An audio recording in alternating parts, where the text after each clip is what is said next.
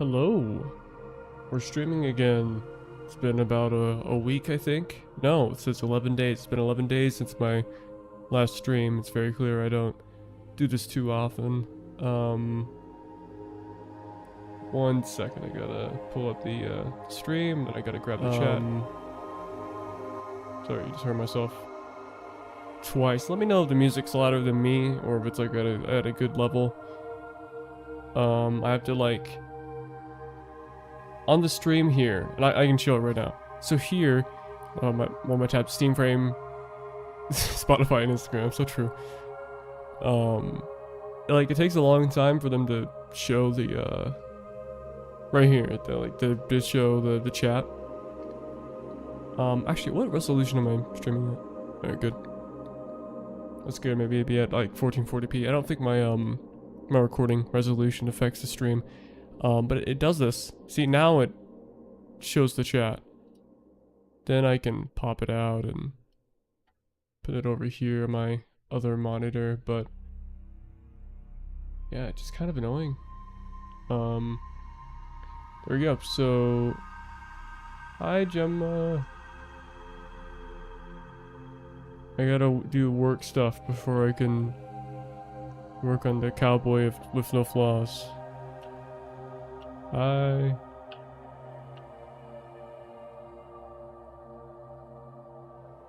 don't know what I'm doing here.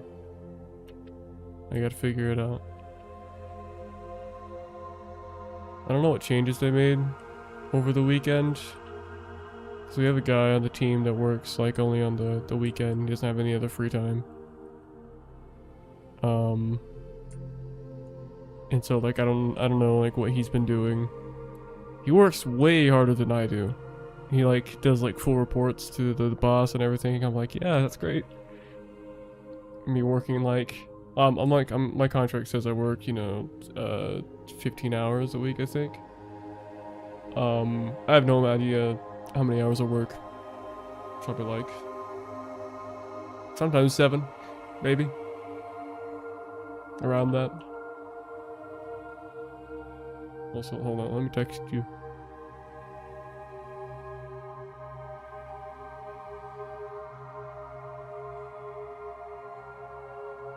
Alright. Feel bad sometimes, but also, I mean, like, I do what I'm needed to do. You know, like, whenever they ask me to do something, I'll do it. It's like, I'm not refusing the work or anything, but, not all the time am I, necessarily needed to actively do something. I'm not like, there's like a particular set of things I can do, as all developers, I can do cinematics, I can do environment, I can do trailers and such, because of my background in like doing YouTube. But I can't do verse code, I can't do, a lot of the stuff relating to that in UEFN. That's someone else's job, and so while they're doing that process, I don't have much I can do, so I either work on a different map or I work on my own projects in the meantime. But it's been fine doing it that way. And I think, even if I'm not working on the team's projects 100% of the time, and I'm working on Flawless Cowboy instead, that same, like, that time and that effort and what I'm learning from that transfers over to the team projects. Even just, like, experience that I get, I can then use in the projects, like, on this. And then it also helps those projects, or it helps those in terms of, like, when I create new environments, I can implement them into this. But I can also get stuff from these and implement them into Flawless Cowboy, so it's like it's a nice loop of like, my stuff helps the team stuff helps my stuff.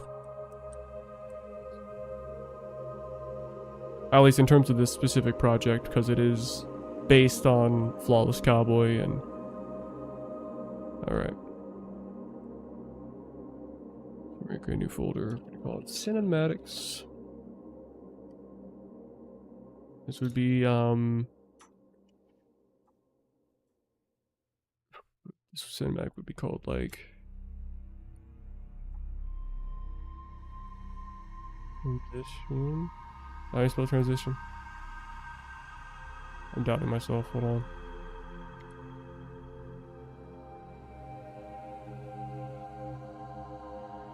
That is how you spell transition. It looks weird. Doesn't look like it's spelled right. To cubby ship. Dude, I'm so happy they made changes to UEFN.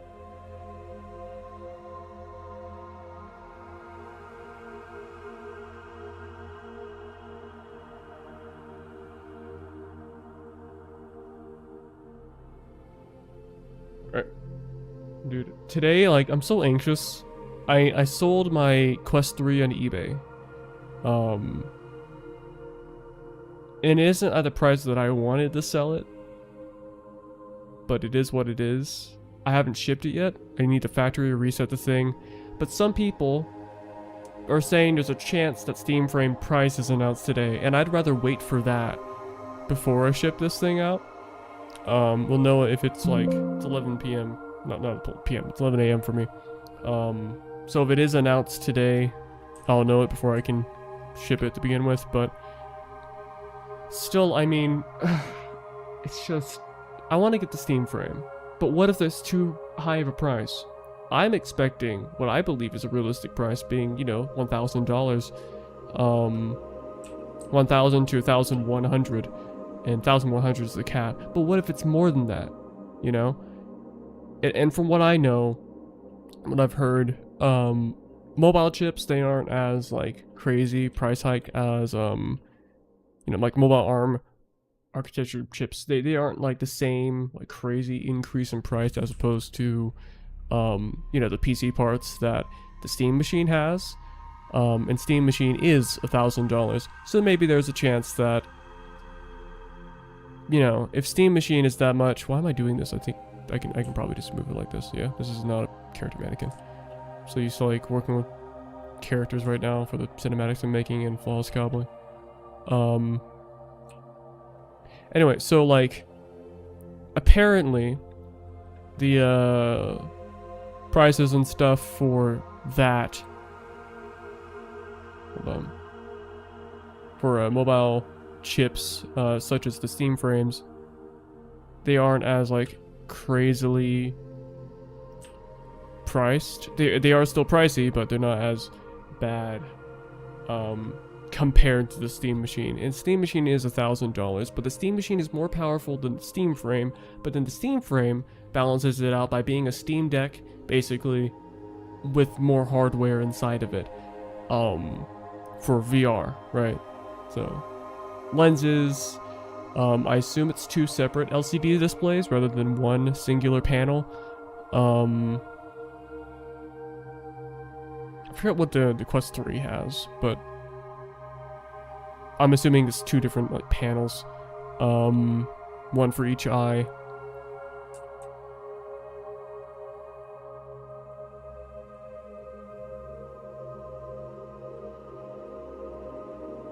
I'm gonna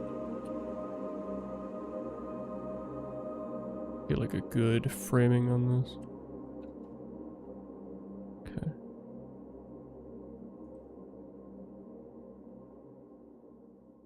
We're gonna get a fade in here.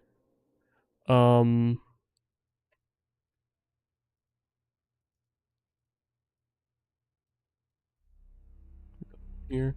I wonder if there's an easier way to do like most of these tasks.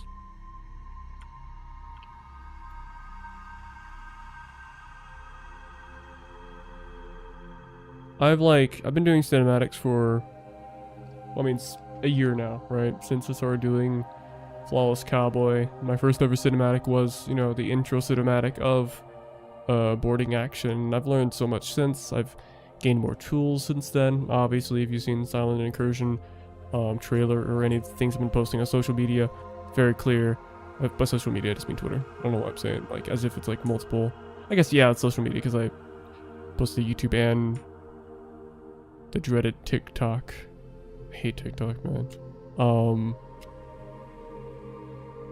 but I posted on there too. So if you've seen any like the cinematics I've shown off so far, you can like very clearly tell they're an improvement compared to boarding action and Landfall, and even Cover of Night in some cases in terms of the cinematic aspect of it.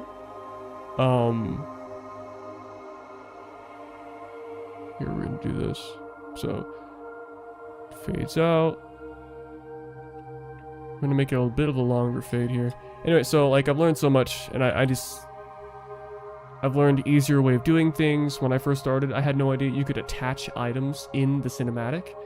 Because when I tried it outside of the cinematic, just have it generally attached, it didn't really work out too well. Here, let me restart this track. It didn't work out too well for the characters in the cinematic, but I had no idea you could just attach them in the cinematic itself and stop it at certain points. And it's still finicky, or it's not great. I have a lot of issues with that, but I had no idea you could do that up until Cover of Night, when I was working on Cover of Night. Even in like, or I guess maybe it was when I was finishing up Landfall, but I'm pretty sure it was when I was working on Cover of Night I found out you could do that. Yeah, definitely, because in Landfall, in the Genesis Live demo, I had to like animate the gun on its own, because again, I didn't know you could attach it, so I had to animate the gun outside of the character. Hold on, let me pull up the video, the actual gameplay. I won't stay on this for too long, but I think it's really interesting. So this is the Genesis Live demo. This is like the actual raw video for it, and this doesn't show anything, just videos I've recorded. But so this is like the actual demo for Genesis Live, unedited and stuff. And I mean, you can see here it's just like I had a button that said demo start, and then you can see it for like 2 frames maybe in the actual video. And I had like this long startup just to make sure that like everything's loaded in. So it loads in all the props here, because initially if you just start it immediately, these have some like really bad pop-in, which is really stupid. So I gave it some grace time, and then you had the whole cinematic and stuff. And also, none of this was used. I had an issue with the skeleton for the Master Jones model. Also, he's so oily. I had no idea what I was doing with the materials. I was just like hoping it'd work. Looks really bad now I'm looking back at it, but that's on me too. Also, it's very blurry, and I think I know why. This is like a melted looking model. Anyway, none of these animations were in the final version. And like the sequence is about the same, camera movements are the exact same, but none of the animation here was in final because there's like some issue with another skeleton I imported, which ruined somehow, because UEFN, we love it. It ruined the normal Master Jones model, and so I had to re-import it, and I had to like redo this whole animation sequence. So I think like this version of it was higher quality in terms of like hand animated like when he jumps down and he walks forward, this like walk, better animated in this version. That was the demo. I was just saying that like this weapon, I had no idea how you could attach weapons in UEFN. So this is all like hand animated and trying to match up exact with the character, which is why it goes off frame so quick. I just think it's so funny. Like he's not holding it. And you can kind of tell because it's like a little off sync with the hand. And again, that's why the angle is like that. That's why you don't see it for that long. And then his hand, does he move? He does, and you can see it's just not in sync with this. I do hope in the future I can kind of learn how to do like a pivot point with it. With the weapons. I'm sure that's a thing, right? Because you can do custom weapons, but if you can do a pivot point in cinematics, that'd be very beneficial, because right now I can only attach it to one of the hands, and you can't attach it to 2 different things.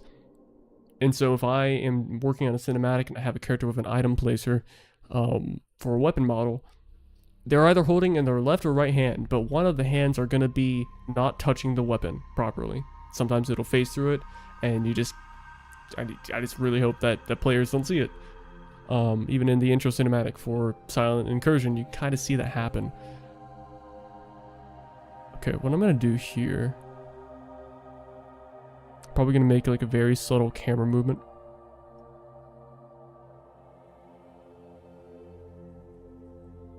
Right now I'm working on my team project. I have a team outside of my personal Flawless Cowboy stuff. Let's move it like something like this. And this project is inspired by Flawless Cowboy. That's what I asked, and I'll be honest, it was a very like selfish thing for me personally, because I wanted to have like some free stuff for Flawless Cowboy, because we have like a verse guy on the team. And so it's like, okay, if we work on a Flawless Cowboy inspired project, one, I get to reuse assets. So this entire like map here is just, you know, asset reuse central. I guess kind of like Campaign Evolved in a way. I don't want to make fun of Campaign Evolved. I really like how it looks so far. I'm just, you know, it was easier for me to work on, as well as more fun, because like, oh, I get to work on basically my own IP here on my team. Do about here.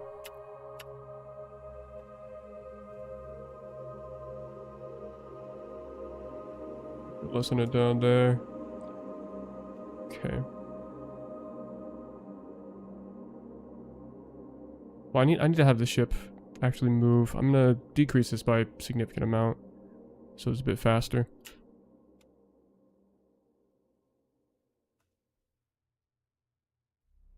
That's what I need to do. Hold on. Sorry, we gotta move over to Landfall real quick and migrate over the motherships. Where's Landfall? There it is. Anyway, just thought it was interesting. Sometimes I'm afraid that like I don't know. Well, I definitely don't, but like I don't know like some pretty important things for cinematics. I've seen tutorials and stuff when I first started, and I've learned stuff since then. And I'm still not like fantastic at this, but the more cinematics I do, I learn a lot more through that. And recently, and I haven't shown it off on anything yet, but I did a completely custom, you know, cinematic that wasn't in the original Halo game, and you'll see that when you play Silent Incursion this summer. But it's pretty cool, and I learned a lot, enough to be able to create the cinematic that probably could fit inside of a Halo game. It's really interesting. So right now I'm gonna migrate over a mothership from Landfall, bring that over to this project. And this cinematic basically is going to be, you'll see this the ship that you're leaving, because this is a roguelike map. You'll see the ship leave the Pillar of Autumn, or my Fortnite version of Pillar of Autumn, and then this will pan towards a mothership, and then you'll have a close-up shot of your ship going into the mothership, you know, like I just said. But I did not import that, so I need to. It would be really nice if in the future, in a Battle Royale season, we get some more Last Reality stuff. It's kind of what I'm sad about with like the Geno thing. I'm really happy like we're getting Geno, and there's a really good twist and stuff, but I kind of wish he was working for the Last Reality, the Dark Forger, I mean. Or Geno's like working with them, even though that doesn't make sense. But I think that'd be really cool, because then we would get more Last Reality props in UEFN and more characters and stuff. But alas, we don't. We also don't get any mothership prop. I think that's insane how we haven't gotten that. Like if you want, it's even crazier because you know Genesis Studios, their whole thing, they had so many like different Last Reality characters. They had the General, like cut character. They had motherships and abductors and stuff. All of that had to be imported into UEFN for their live events. And then Epic Games, whoa, I don't know why that froze. Epic Games then showed it off at was it GDC? Or was it last year's Unreal Fest? I think it was GDC. Anyway, they showed it off, and they're like, look, what you can do in UEFN. It's like, that's cool and all. But they had to like import this stuff. You need to provide your own assets. Like you're showing this stuff off, but I had to import this. This is from like Sketchfab or something. Is it from Sketchfab? Yeah, I have it labeled under SFab. Fantastic. Also, I'm so proud of how this looks. This is just the actual image for Threshold from Combat Evolved that is used in the original mission. But as far as I'm aware, they're just stock images of multiple different planets kind of combined and color swapped. So they didn't take the pictures themselves, so I don't care. Bungie does not own those planets. All the collages are capable of being copywritten, so I guess maybe that counts as a collage, and it is owned by them. So I'm just gonna shut up and I'm gonna close UEFN and open it back up so I can use the migrated asset. That's another thing I'm really happy about with UEFN. Forgot I had this open through Steam. When you like migrate an asset, it completely breaks the engine. You have to restart it. I did that for Cover of Night. The entire thing broke and I had to open it back up because like all the guards were messed up. Sometimes it just does that randomly. I had that happen on Silent Incursion. I opened the project after it crashed at one point. Everything was broken, so I had to close it again and open it back up. I thought maybe like that crash corrupted the project. I was gonna cry, man. That also scares me because like my hard drive, it's how many years old? I got it back in like 2020, I think. 2019, late 2019 for Christmas. I think that's what it was. Late 2019 for Christmas, I got this hard drive I'm currently using. And that means, you know, we're coming up on like 7 years. 6-7 joke, haha, 6-7 years. But yeah, we're coming up on 7 years of me having this hard drive and using it. There were files on here from years ago. I'm sure if I pull this up again and move it over here, probably go to my hard drive right now and, you know, pull up some files and stuff. Does this have anything on it? No, this doesn't have anything. No, okay. This is like, this is a folder from early 2020. Alright, you can kind of tell. Ninja says, bruh, no more Fortnite cards. A lot of stuff. Things that I would use in, stuff back then. Easy installer, you know. We have, Fort Time Machine, Polaris. Fort Time Machine, that's like the earliest, like... Sorry, I have a breath mint right now. It's like an earliest, way you could go to like the old Fortnite map back in like chapter 2. That's from 2021. Looking at these, it's a FNAF song. When was this? 2021. So some of these are from 2021.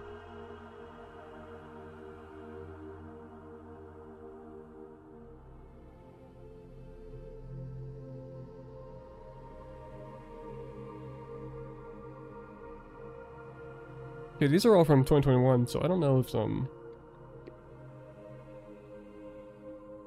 don't know. Also, I own this book. Alright, this is a PDF for Halo the Flood. I own the book. I own 2 physical copies, one of the original and one of the 2011 version. I own this book. It's not piracy. Alright. This might be from 2020 then.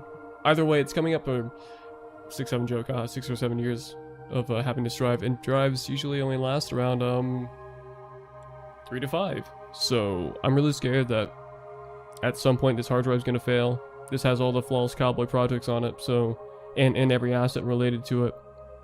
So what if the whole thing fails and then flawless Cowboy's no more? Scary.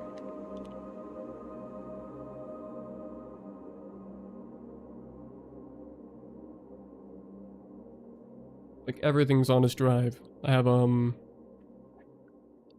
the models, the voice work, everything. I have all my old videos.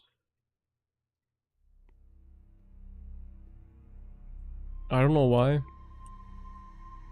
I don't delete like videos Like after I post them, I just keep them. So I have years and years worth of videos. I also have the same version of Halo MCC that I've had since. Okay, this says it's from 2021.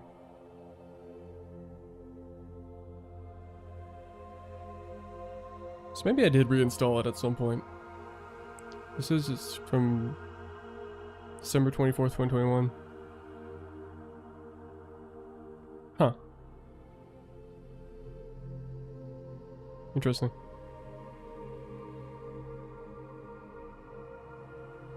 Odd.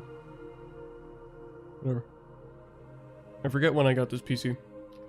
I think it was 2020. That might have been when I installed it on this PC. Maybe I deleted it and reinstalled it then. Either way, this has been the same version of MCC that's been installed for a while, and I'm pretty sure some files are corrupted because it takes a long time to load up certain things. Or maybe the shaders are compiling because this is like a slow drive. So I don't know.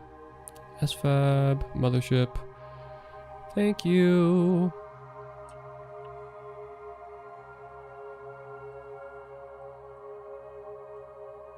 Have this way off in the distance.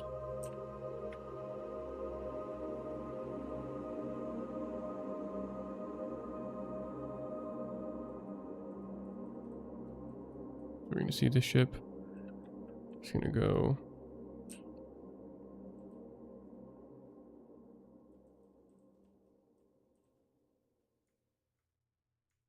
Maybe like that, because that's inside the skybox.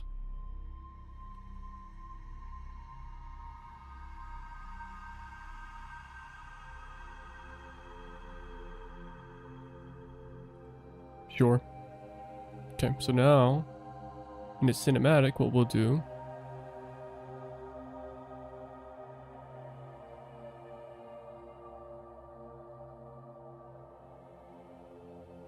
grab this.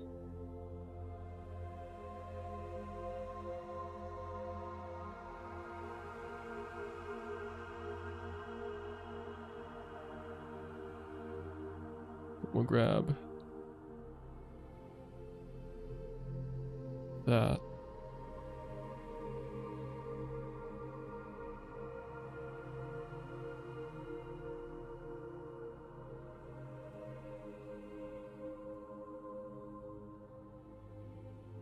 Maybe it should just be closer.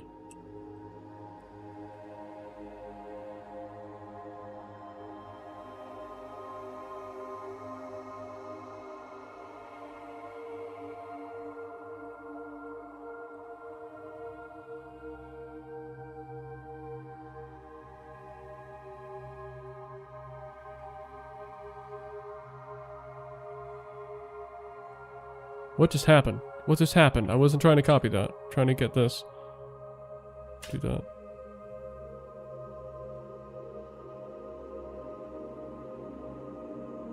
I think a camera cut's warranted there. That just might be what I do.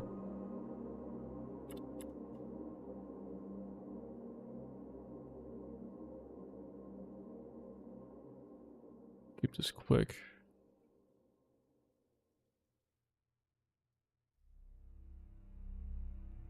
But I'm realizing my posture is so bad. I'm being self-conscious about it. I got bad posture, man. Gotta get better about that. Excuse me, excuse me. Do 30, so I can actually see.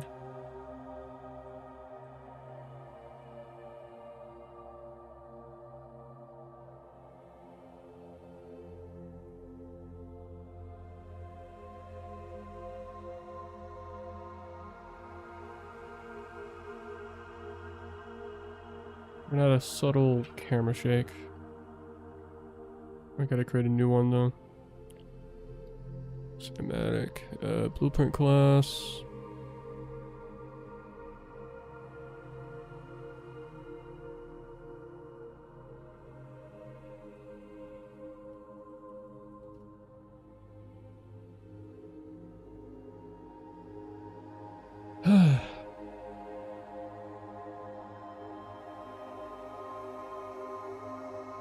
Good wave. See what that looks like on its own.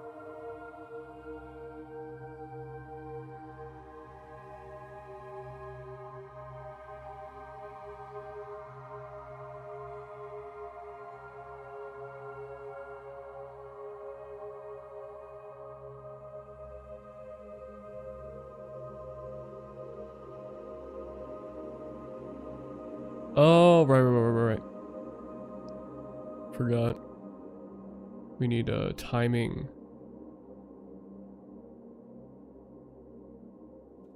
There we go.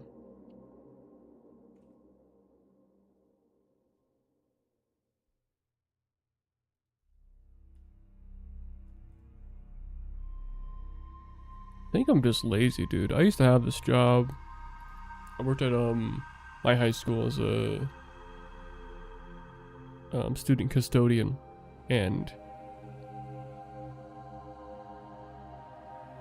hold on.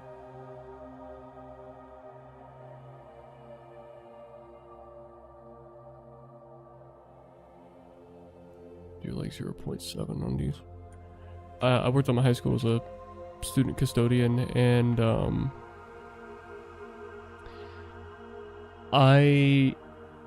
during the summer they were like doing construction on the school, and this was like just when I graduated, and so I didn't have much time left there, and so like they had construction on the school, and they had me go to this the elementary school that was nearby because of that. And because I was, you know, basically done, I wouldn't be working there for much longer, I didn't really care as much. I was paid pretty decent. I didn't care about like how well I was working, because the job was going to end soon anyway. And so at this elementary school, this guy that was there didn't expect us to, you know, work as student custodians over the summer. And there was nothing to do because it's over the summer. And so he would like give us like these meaningless tasks, and he wasn't really given instructions by my boss at the time for what we were supposed to do, is like me and this other kid. And so what I would do, I would bring over my Lenovo Legion Go, right? So that's a PC handheld. I would have it in my bag, and again, it's during the summer, so I'd lift over there, or I'd be driven over there, and I'd bring my Legion Go. I'd clock in and immediately go to like this one like classroom. I don't even know what it was supposed to be. It's like a storage room, or like a really small like classroom, and I would hide in there. I'm being real too. I would hide in there, and hold on, I'm gonna do like small. And I like play on my my Legion Go, and so then I don't know why I thought about that. I just thought it was so funny. I just think I'm lazy, man. I think I'm lazy. I'd hide in this classroom and play on my Legion Go. And it's just like, okay. And I think the guy got fed up with me at some point, but it was an easy job, and I still like kind of hated it, just because like, oh, how dare I have to work? How dare I have to work a job and make money? I kind of feel the same way with like this, where it's like, I enjoy this job. It's, you know, like I'd say it's probably my dream job in terms of like, you know, being able to create a video game and get paid for it. But I'm kind of lazy. I don't want to do like the important part. And in work, I just want to, for me, it's like, I wish I got paid enough from Flawless Cowboy. I like working in a team. But honestly, if it were up to me, I would, you know, hold on, I gotta change rotation. If it were up to me, I wouldn't be working in a team, and I would just be working in Flawless Cowboy. But, you know, you have to be on a team to get paid. And it is nice to be able to like talk to people and, you know, kind of socialize and learn from others in the space. But yeah, sometimes I just like the idea of like being able to work on Flawless Cowboy as the job. At the same time, though, I mean, as a kid, I would have never imagined, basically it's what I'm doing, is I'm making Halo, right? I would have never imagined, like, you know, I'd be working inside of Fortnite making Halo as a job. And this is still technically what I'm doing here. It's like, I'm making Halo. This is just a roguelike form of it, but I mean, that's even cooler if we're being honest. Alright, it's like inspired by Halo and taking concepts from what is really my own IP. Pretty sick. Pretty sick. But man, I am lazy. Sometimes I just don't want to work on this stuff, but I have to. And I mean, I should be grateful too that like I even have a job like this. Sometimes I don't know what to talk about, so I'm just complaining about me and me being lazy. I'm not a streamer, man. I don't got the audience to communicate to. I'm just rambling to myself, and I hope that people that join in find it at least a little entertaining. Oh, I'm not even... This ship isn't even getting close to it. Hold on. Just trick my own self with my perspective tricks. So we're just gonna do that.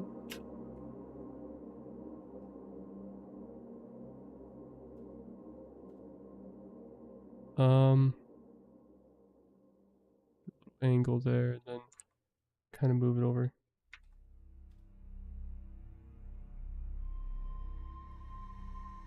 Oh, I didn't even realize people watching, so put effort in my work. Pretty sure you're not lazy.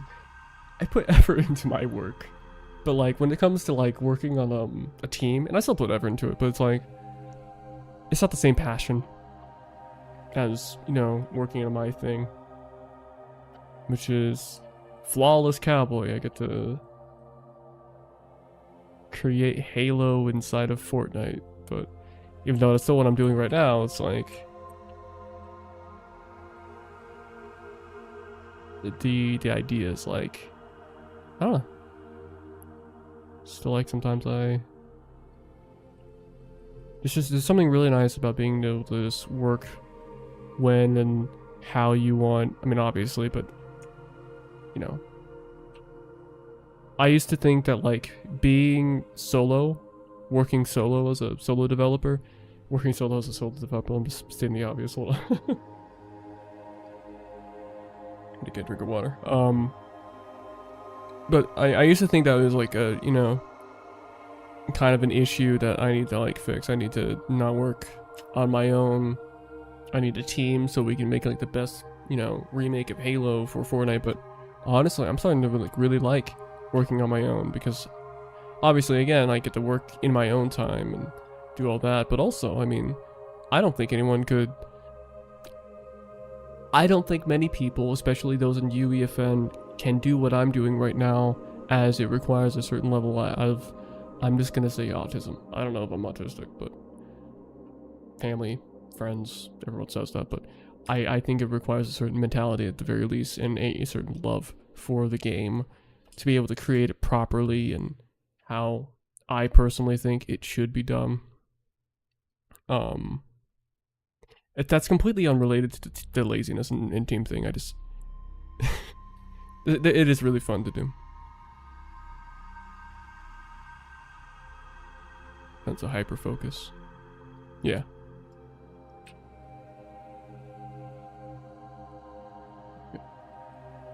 Bring it over here. I'll kind of do a run through of like what's going on here in a second. Kind of show off what this map is. Or hold on, I probably should do it from in here. Yeah.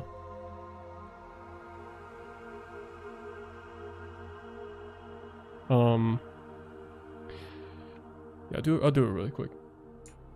So essentially this map, it's a roguelike of Flawless Cowboy, very much inspired by it.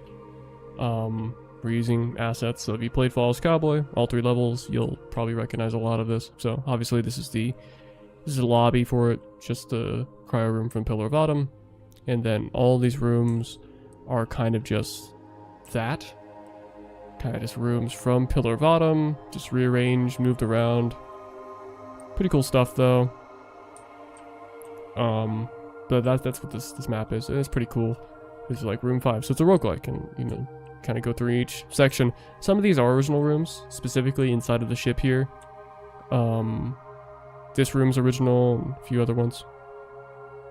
Yes, Halo C and Fortnite. If you go to my videos, right now I'm working on a team project, but I'll go back to working on Silent Cartographer in a few minutes. But I'm remaking Halo Combat Evolved to Fortnite. It's called Flawless Cowboy. On my channel, there's the most recent trailer showing off what I'm currently working on, which is Silent Cartographer. And then this is a separate project, which is kind of like a roguelike that reuses assets from that for my team. But yeah, remaking it. It's called Flawless Cowboy. Some cool stuff in there, and I'm gonna revamp all the older first 3 missions after level 4 releases, and level 4 is gonna be sick. I'm just saying it now. You have no idea, you know.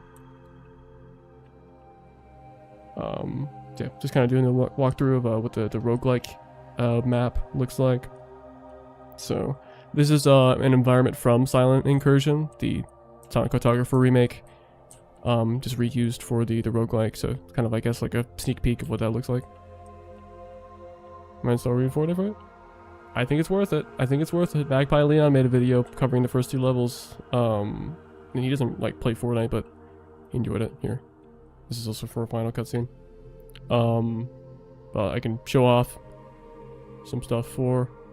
Hold on, gotta make sure I'm not showing anything sensitive. I'm not. Okay. Just quickly showing this. This is Silent Incursion, level 4. Kind of skim through this. This is the trailer for it. Believe that what they call the cartographer is somewhere under the Silent. Some things have been changed since then, but it's about the same. That will lead us to the Luke's control bridge. Skip through it a little bit.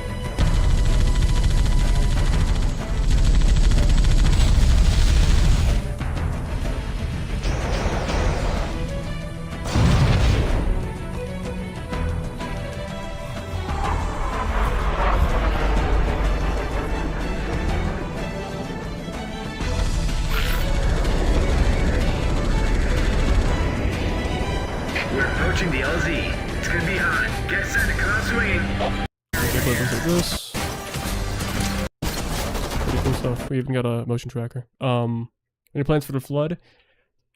I have nothing to share on that right now, but I have ideas, I have plans, and I know exactly what I'm gonna do with it. That's the mission I'm most excited for. Actually, 3 for 3 Guilty Spark. Ooh, it's gonna be good. Man. I don't know why the space is showing up like that. Why is this guy here? That's great, man. Hold on. If I just like raise this up by a little bit and save it again without... Okay, there we go. So right now I'm just doing the roguelike map separate from the main series for my team. The main series is just developed by me solo, and then the this one is part of a small team that I get paid for as my job. Sometimes I get really lazy and don't want to work on these, but I do have to work on the team projects. It is what I'm paid for. But yeah, Flood's gonna be really, really cool, and I don't want to spoil anything, but it definitely will be worth the wait. Because, you know, I do these missions individually, so it's gonna take a while. Assault in the Control Room is next after mission 4, and that's going to be after I revamp some of the older missions with the new Master Chief model. That a very talented modeler named I think the username's pronounced Forixel. I don't know how you say it. Very talented modeler created the Mark V from scratch. You know, it looks really, really good, and yeah, I can't wait to go through those and revamp them, and then we'll get Assault in the Control Room made.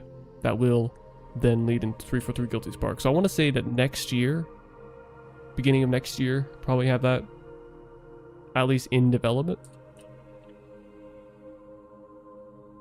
Here we'll probably like have it come in like this. Hopefully.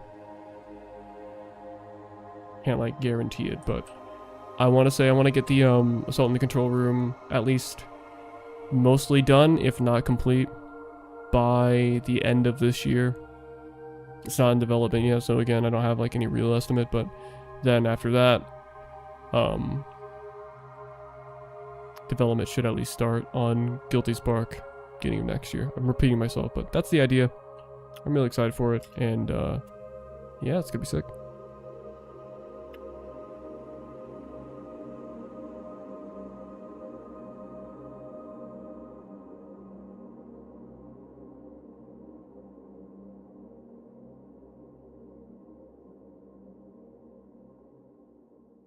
Probably have it come up through here.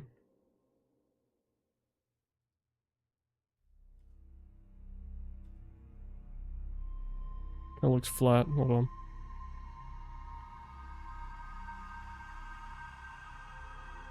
I think I'll have it angled like this. Like that. Maybe move it back a little bit.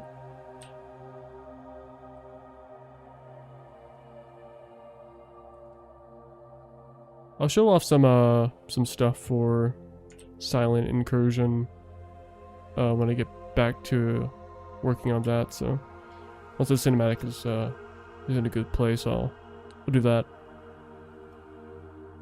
I have some cool stuff, some cool ideas that I was able to get going, and yeah, I don't want to spoil it too much yet. It'll be a cinematic I show off. I think I'll have it do this.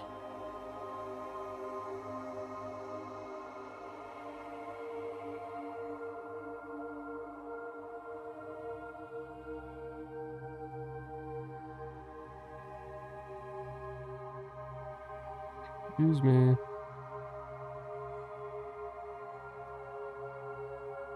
Sorry, I'm not a good streamer at all, man. I'm not doing a good job. Keeping entertainment going. Why does it do that? Why does it zoom out like that? Why does the timeline work like that?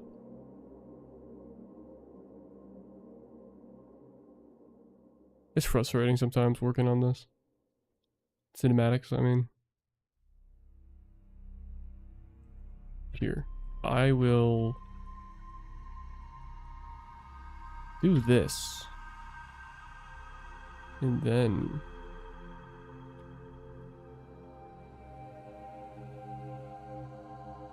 we'll do cool stuff like that.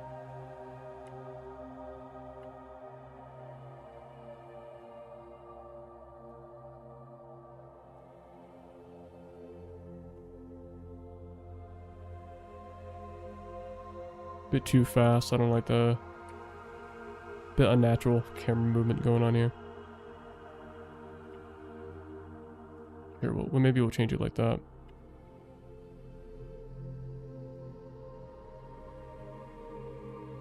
Maybe delayed. We'll have it fade out.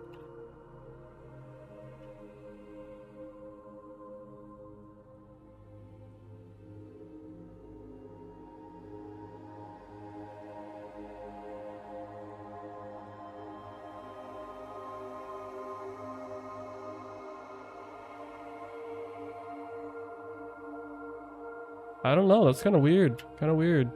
Maybe this is just too close. It's finicky.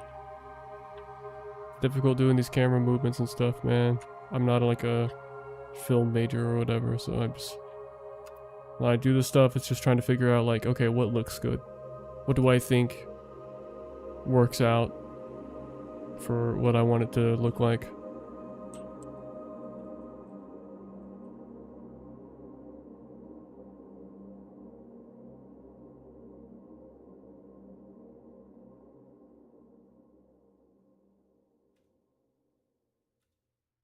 Okay, now this will be the fade out. Hopefully, this looks good all together.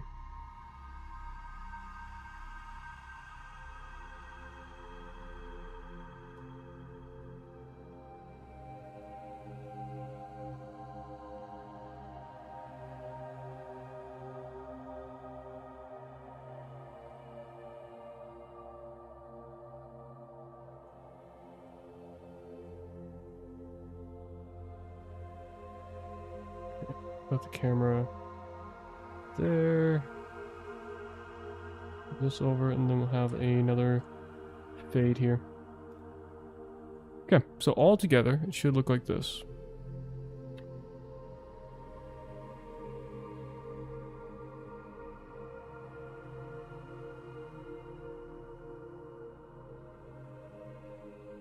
Okay, very basic, very simple. As it is a roguelike, you don't want it to be like, you know, full on campaign cinematic where it's like 50 minutes long. That's 50 minutes where it's like, you know, it lasts a long time and it's like story going on. It's just very simple, very basic. Shavoom, zooms away and cut to the next area. And enough room in there for a data layer to be loaded in. That's kind of it. Okay, boom. So, should play, and then, it doesn't keep it forever, so then it would be sitting here. I'm gonna put a cinematic sequence device right here. Have that. And then, visibility instigator only. Hide. Yes. I forgot to change that one part. Hold on. I needed to give the player back their control. Not long after. There you go. Alright, I'm gonna check in changes, and then I'm gonna show off some cool stuff with Silent Incursion, my actual Halo remake of a Silent Cartographer. It'd be sick.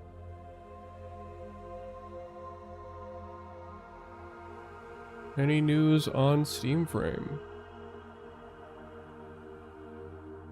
Twitter.com. Any news on Steam Frame? No. I'm scared. I'm scared. Might not be today. This would be cinematic cubby ship enter.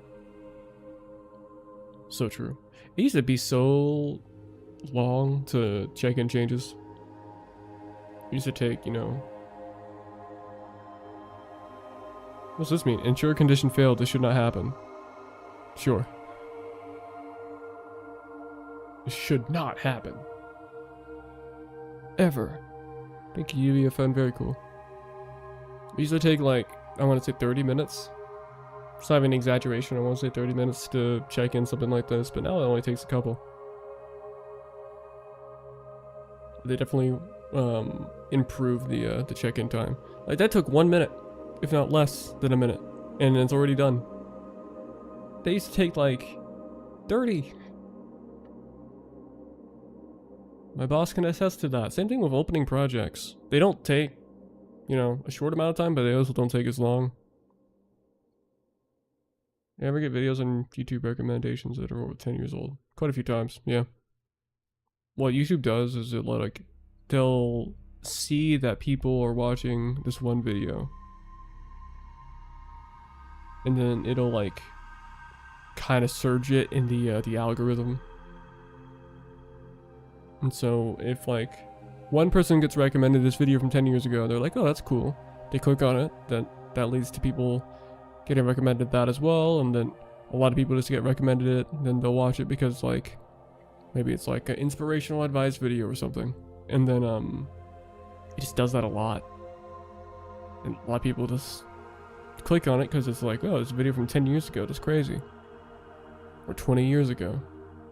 I got one where it's like an old guy and he was talking about life advice like last night. It was from like 2013.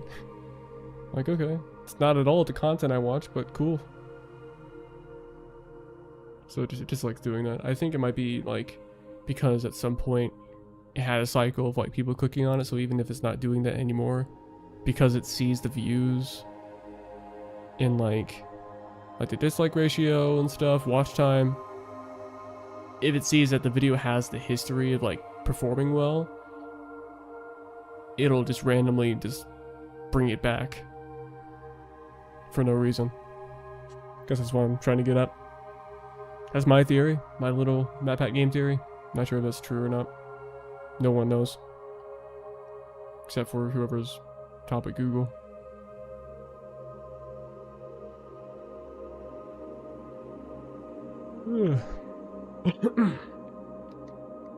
Kinda miss doing YouTube.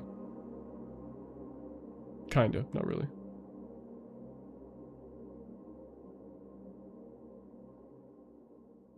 I didn't like grow too much as a channel when I like did YouTube legitimately. Sometimes I'll post a video or commentary or, you know, promoting Flawless Cowboy, but you know, I used to post pretty consistently. I remember there was like a 42, 43 daily upload streak I did a couple years back, and more than a couple of years now, it's a few years. But it was a long daily upload streak I did, and you know, that got a lot of views on my channel, got a few thousand on some videos, and it was pretty cool. But the issue was that I wasn't consistent. But I enjoyed it, you know. I would upload.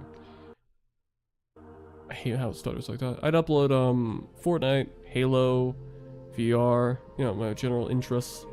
But because of that, you know, it kind of scatters your viewer base, and so then some people would subscribe for VR, and then they'll get recommended a Fortnite video, and then they'll be like, I didn't subscribe for this.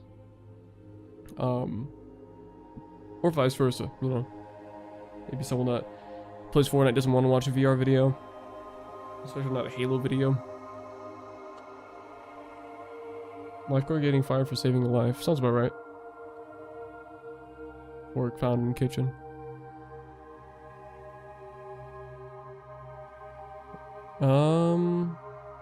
Here.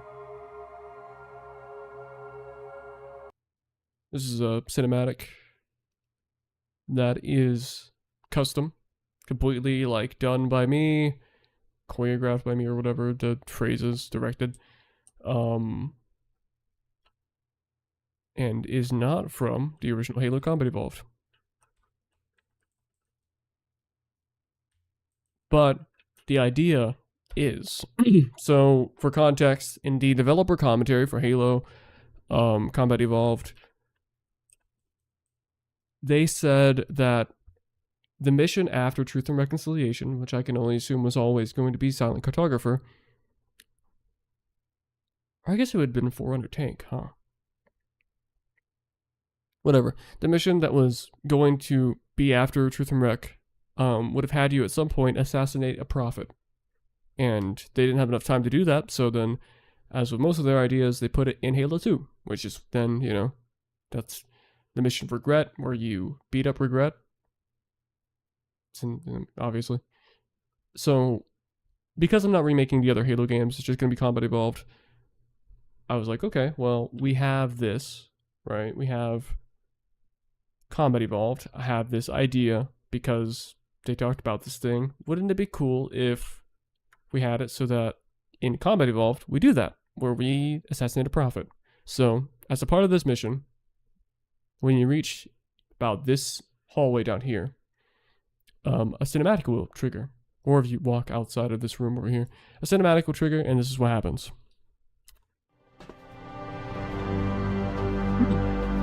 What do you mean you can't do it? I'm unsure what is disallowing me to interface with this.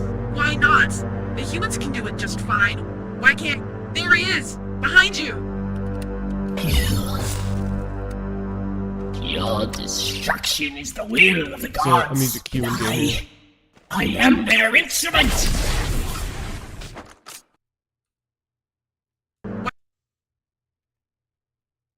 There's a music cue. When the music fades there, another track replaces it, but it only works in game, because it's like, it transitions to gameplay right there, so it has a separate device that activates. So you'll get the same consistency in the track. It'll keep playing, and it's a little boss fight. It's a little boss fight. Matter of fact, I can probably just load it up real quick.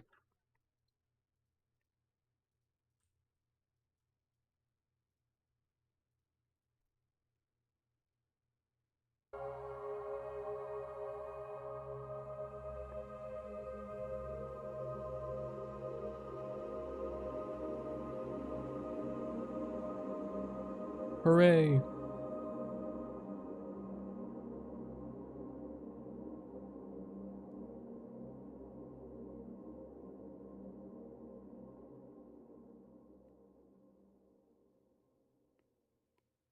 Give me 1 second.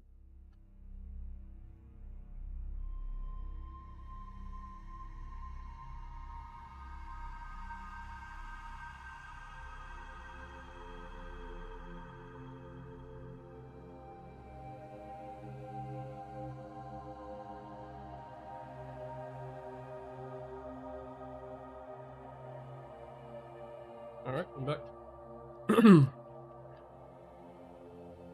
Alright, so I'll probably show this in game, so you can see the boss fight. It won't look pretty. It's because I don't have Lumen enabled. You can't enable Lumen in game, so ignore the visuals. It's not how the thing will actually look. I think Lumen disabled on this mission just is not the way to play it. It looks really, really bad without Lumen. I don't know why.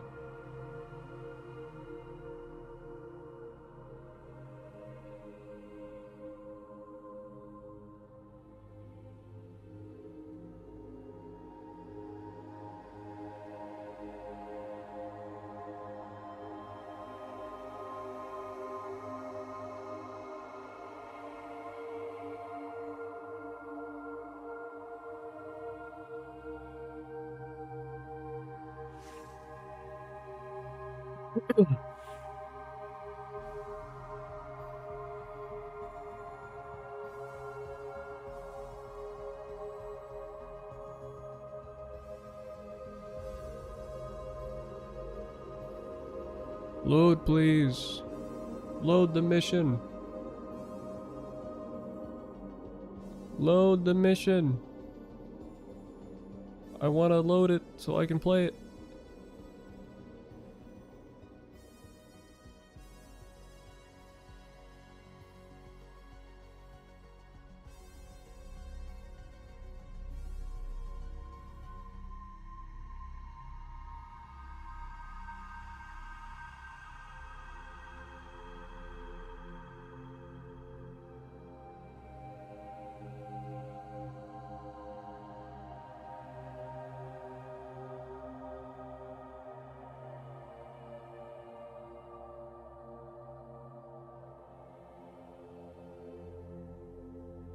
That's funny. There's an in-game Fortnite survey, and they're asking in Fortnite story, who shot Jonesy? And he gives multiple different character options. I guess they're trying to see like if people have seen like the story event and stuff. So then one of the options is like, oh, I didn't know Jonesy was shot. This is what the thing looks like on lower graphics. This is on disabled Lumen. This is on high settings. Does not look good without Lumen. This is on high. Hold on. I don't want to change it, but it's not an epic. It's not a medium or low. It's on high, so it's kind of in the middle ground. And no Lumen. It looks really, really bad. At least to me. Especially the Forerunner interiors. They look terrible.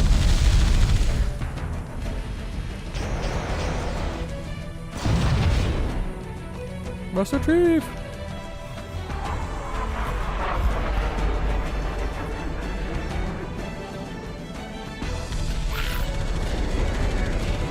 Yeah. We're approaching the LZ. It's gonna be hot. Get set to come out swinging.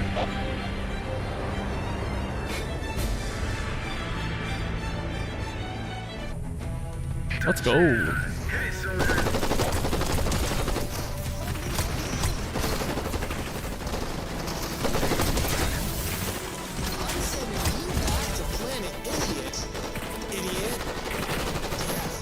Unlock my FPS real quick.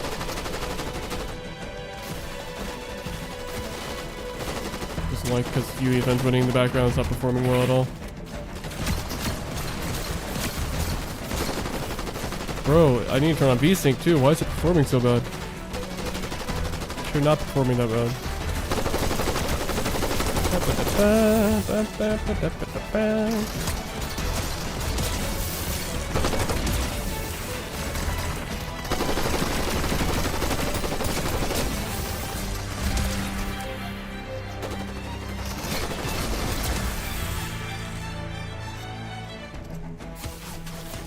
Also, revamped the Forerunner exterior here. Just a bit more accurate to the original game. Very, very cool.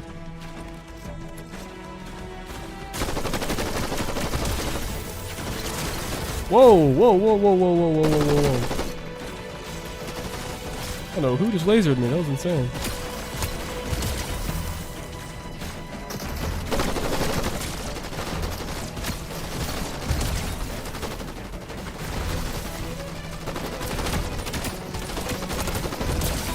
Area secured. All hostiles have been eliminated. Affirmative. Alpha 343 inbound. Somebody order a vehicle? Hey, I didn't know you did house calls, bro Hammer. You know our motto? We deliver.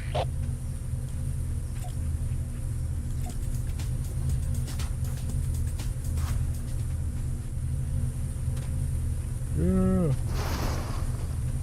Okay, let's move out. Let's go find the map room that will lead us to the location of the loop control bridge. I'm just gonna show off some of the latest additions. Then I'll show off the boss fight. Well, we'll skip ahead in some sections. Hello.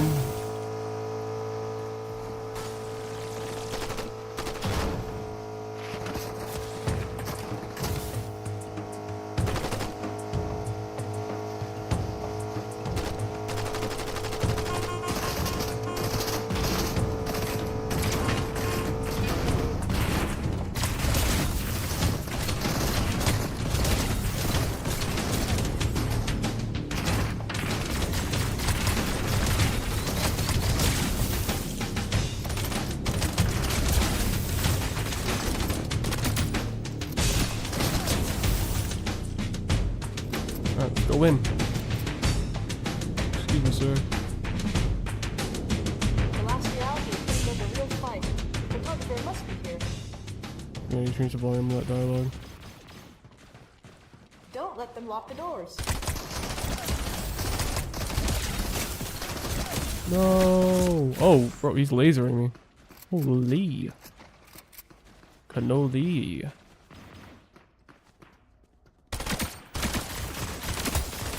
Locked. And we don't have enough firepower to get through. Amy to visitor. Go ahead, Amy. Have you found the control bridge? Negative, sir. The last reality have impeded our progress. We can't proceed unless we disable this installation security system. Understood. We're still en route to this weapons cache. I may be out of contact when we get there. Here are your orders. I want you to use any means necessary to force your way into the facility and find the control bridge. We have to get to the bridge before the last reality. Failure, people, is not an option. Alpha 343 to ground teams. I'll stay on station and keep an eye out for the last reality critters. Second squad, ready to roll as soon as everybody's topside. That means you too, Jenkins. Good luck, people. Visitor out. We need to find the security override to get that door open. So true, so true. That means you too, Jenkins. So true. Thank you, scientists. Mr. Sergeant Johnson, for your wise words. Excellent foreshadowing. Peak writing, as they say. Alright, let's skip ahead now. Just wanted to show off that dialogue. We're gonna go to the boss fight I was talking about. Shablam!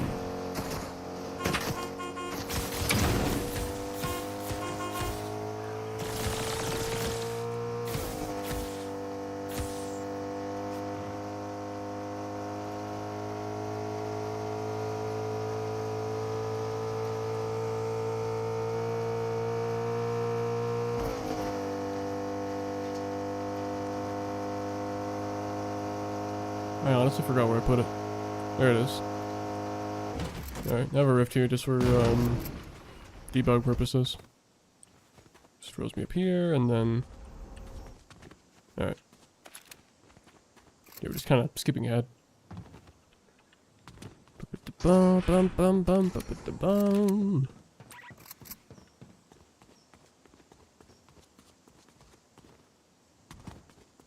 just to kind of show off the boss fight.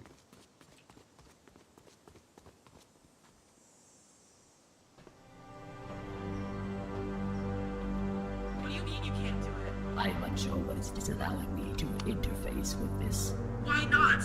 The humans can do it just fine. Why can't... There he is! Behind you! Your destruction is the will of the gods, and I am their instrument!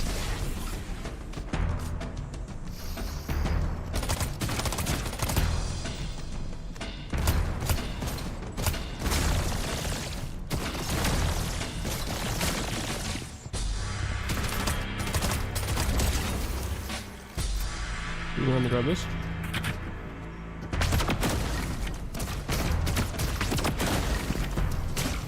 Excuse me. Excuse me.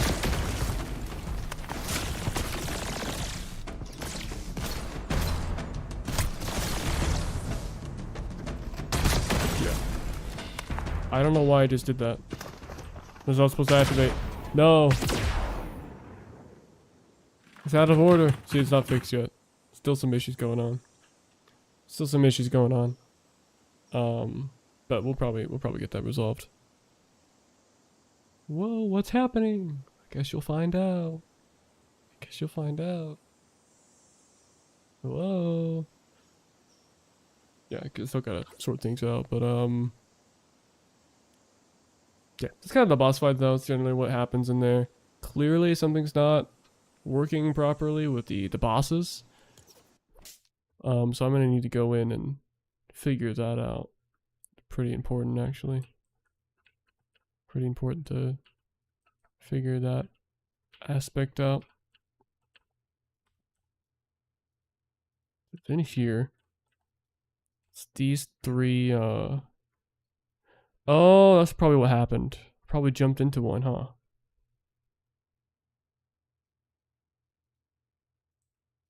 Probably what happened here. So we're gonna move it out. I don't know if I saw a... Okay, I don't know if I saw a typo in those pieces of dialogue here. Here we have some of the models though, just so you can kind of check it out. We got these other two. I mean, this is a character device, so it doesn't matter, but got Master Chief. Such an amazing model. It's like legitimately, it's so good, man. We have this one. It's the Cube Queen, obviously. Has a little hologram.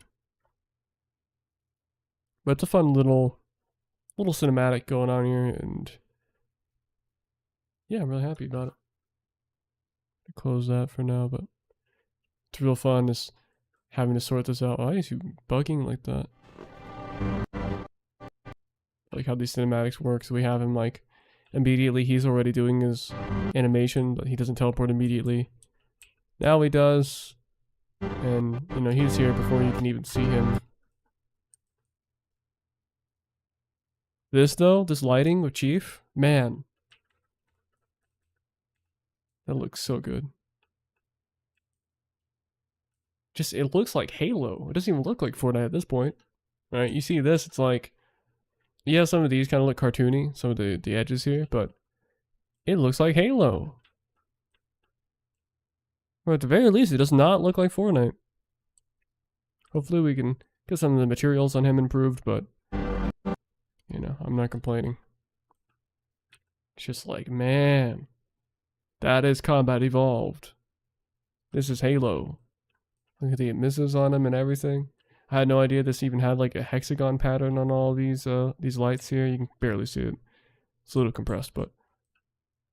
Like, man... But... There's some fun like behind the scenes cinematic stuff here. This light moves.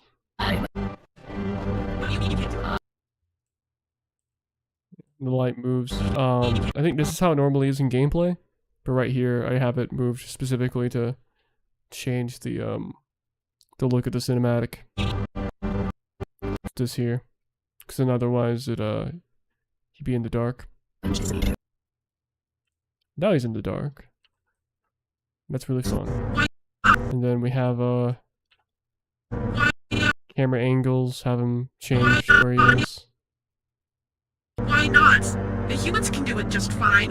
Why can't... There he is! Behind you! It's fun stuff. Your destruction is the will of the gods, and I am their instrument! Yeah, not too much crazy stuff going on behind the scenes here. Just some small teleporting, some weird animation stuff because you don't see that section. Yeah, motion capture is all done by me using VR trackers, and it's really fun. I'll play the Halo music again. I don't know if I've shown off the cavern cinematic. I know I've did it on socials, but I don't know if I have on the stream. Obviously, here's Fortnite Cavern.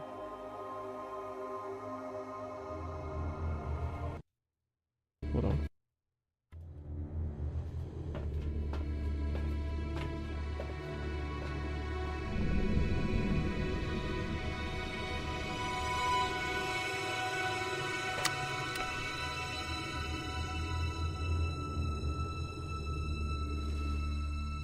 Cool stuff, cool stuff. And the way this is done as well. You have some like fun little teleporting stuff going on. So this initial walk, pretty simple. I mean, I don't like how I was walking here. Kind of weird walking. Forward, looks over the ledge, and then teleports over to the completely different side. You don't notice it, but yeah, this is how most games do their cinematics. They like just, depending on the angle, they'll change the location and scale and stuff of like characters. So like this scene needs him to kick this. So he's over here. If I just let the animation play out, and like adjusted the timing and stuff, he'd be kicking nothing. But because you have a camera angle swap, and it's over here, you can kind of, you know, be okay with having him kick that, because one, at this angle, you don't see exactly where he's standing. You just see that he kicks this. Which is also fun because I got to hand animate this, this thing being kicked down and falling. And the rest of this, I think, yeah, is in the same position, but yeah, all cinematics and every game use these tricks. Because unlike real life, you can just kind of move things around. In most of the time, it's not noticeable. Sometimes, if you look really closely, you can kind of tell something's off. Like, oh, this character's floating off the ground to be able to be in this angle, or, you know, they must have teleported at some point because now they're in a completely different section of the room. Yeah, fun stuff. Then here it's just the same position.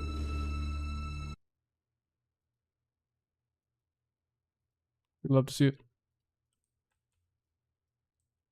Kind of it. I can kind of show the same thing with the demo cinematic as well. Say demo cinematic, the intro. I have it called demo cinematic because it was used to show off the mission, but it's the intro. It's what you first see. But here, so you have like this initial pelican show up. Alongside you have the other ones, and then as the angles keep changing, so as it goes to this, the pelicans teleport backwards to count for that, and then they do it again. And then, oh, I have no idea where my camera just went. It was way too fast. Way too fast. Here, because they're off screen at this point, they're all like kind of merging into the same location. But then as soon as they're back on camera, they're all the way back here. And it looks perfectly fine. And then they go forward, and I think there's another... Is there a position swapping? One of the pelicans, and I noticed this in the original cutscene, they just disappear. One of the pelicans are just never seen again. I don't know why. And it's that one specifically. Like, I looked at, because it's based on the Campaign Evolved cutscene. I looked at the cinematic in Campaign Evolved and tried to keep track of every single pelican, and especially the one that housed Master Chief. and figure out exactly like what's going on here. And this pelican just disappears. It like goes from there being 3 pelicans to 2. So that one just it's gone. And we have these 2. This one doesn't have Master Chief in it. This one does. So one of them disappear. Then this is the only one that's on screen because you're in the POV shot. So these 2 aren't really like doing their thing. And here, pelican is suddenly back to following again. Does this go through the pelican? No, it doesn't. And here's another fun shot where it's like, there's this ship here, right? You have all this Covenant, and I forgot I even did this. They are like kind of... They are walking around. They don't have any guns, but they're just kind of enjoying their life. But you have this abductor here. And in the original cinematic, it gets blown up, right? Nothing is remaining. There's no debris, no nothing. And so when you play the game, it's like it never even happens. Like the cinematic didn't occur. You're just on the beach, and it's like no ship was destroyed. And so... I have it now to once it gets destroyed here. And by the way, you see the pelicans. This happens in the actual Campaign Evolved cinematic. They go by, right? They go by, shooting the thing like this, and then you get a POV shot of them shooting the thing. So I don't know if like time was going backwards or what.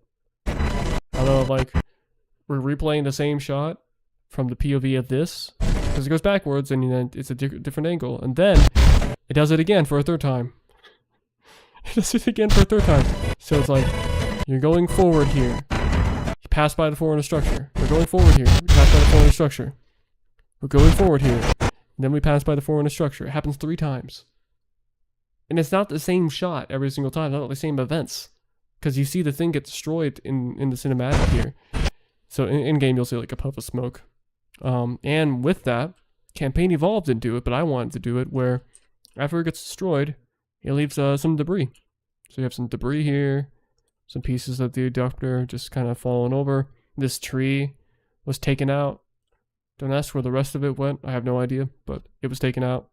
Everything looked like this before, so some fun like continuity going on here. If you look at the reveal trailer for this mission, when I do go into gameplay, it does look like this, but now when the final version releases, it will be like this in gameplay. So it'll look like this. You have some fun debris, and yeah, I don't know why Campaign Evolved didn't do that. Like, I know they're trying to be faithful, but if you're gonna have a ship explode in a cinematic, you need to make it known. You need to make it like matter. Anyway, that's how cinematics are done. Just wanted to explain that. So it is 3 times. 3 times. Boom, boom, boom. It's not the same scene either. It's dumb. Whatever. Also in this scene, there's a pelican just sitting midair. It's really funny. But I do because it's like Chief's pelican, and you're having a POV shot like right before this. So I have the pelican just go upwards out of the camera view. I don't know if you can see the shadow. You probably can't. No, not in this angle. But it goes upwards, and then once it's not in frame, it's like right here. And it goes back down. Then it teleports, so we can, because like now it's fully off camera. It can make way and. I mean, this is all one animation. Cool stuff. I love doing these cinematics. They take a long time. This one cinematic took me a week, but compared to a AAA studio, I'm just one person. Pretty cool. Pretty sick.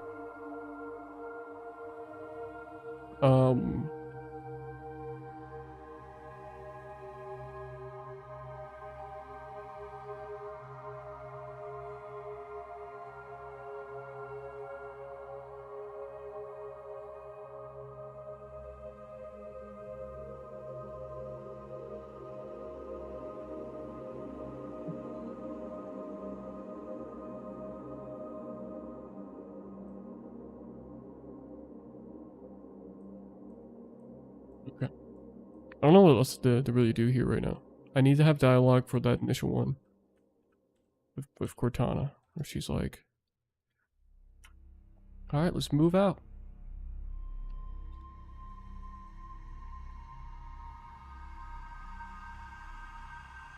I had a checklist and I completed it, and now it's all like I don't have any. This map is like pretty far in terms of like completion. Okay.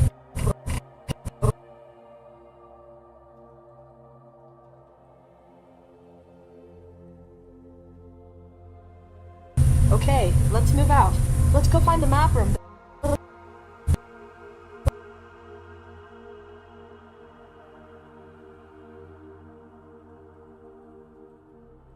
Find the map room that will lead us to the loop's control bridge. I really hope that's not too long. No, it's fine, okay.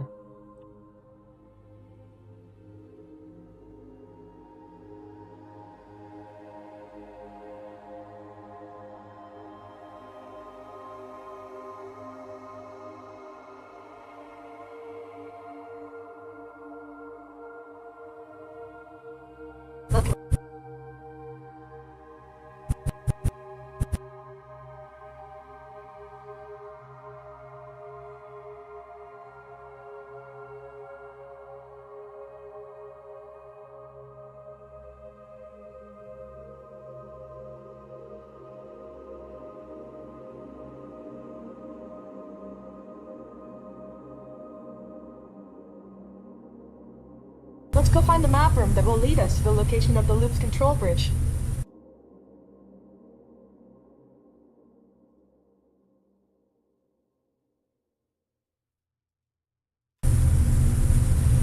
Okay, let's move out.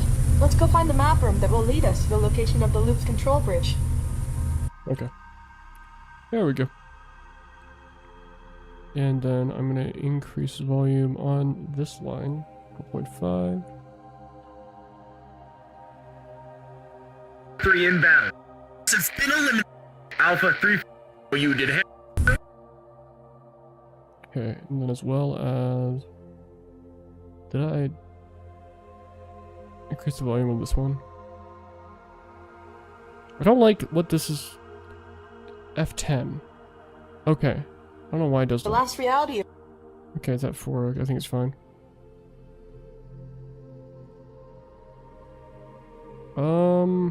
I remember what the other dialogue pieces I need to do are. Hold on. Beat center lines, court. That's that. Use the hollow panel to shut down the security system. Okay, that would be in here. Use the hollow panel to shut down the security system. We're gonna place down a mutator zone.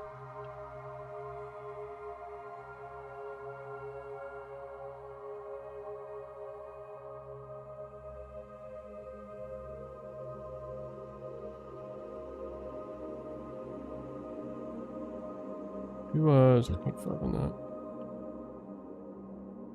Put that about here. Thank you.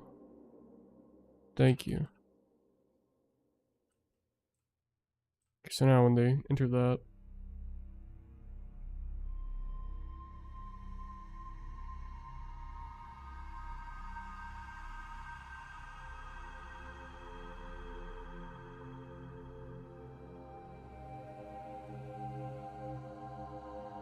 Excuse me.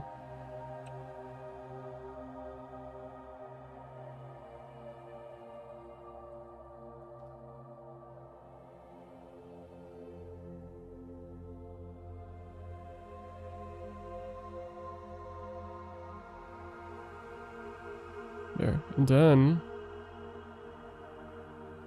You ever thought about retroactively adding skulls to your maps can help explore every crevice of these levels? That's really sweet.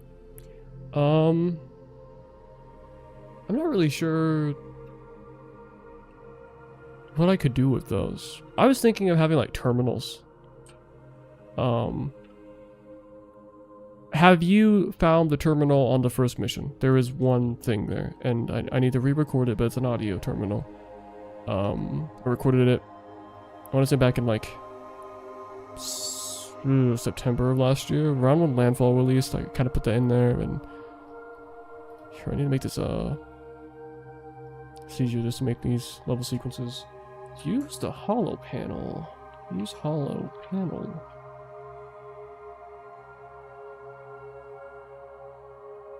So I'm not sure what I could do with skulls, but I think terminals would be fun to do. Gonna add some story stuff, because I know what I'm doing with like story and kind of like what's going on here. Have some inspirations from old Halo, not theories, they were basically confirmed, but old ideas that I think would be cool to implement. Should be use a hollow panel. So have you found the terminal on boarding action? Because like maybe check that out. I think that's fun. Has some fun story stuff, but I think I'll do something like terminals. And I might do it for this mission as well. You have. Hooray. It's not like the most hidden thing in the world, but definitely it's not like... It kind of just looks like a prop, like everything else. Matter of fact, I've seen more people interact with the,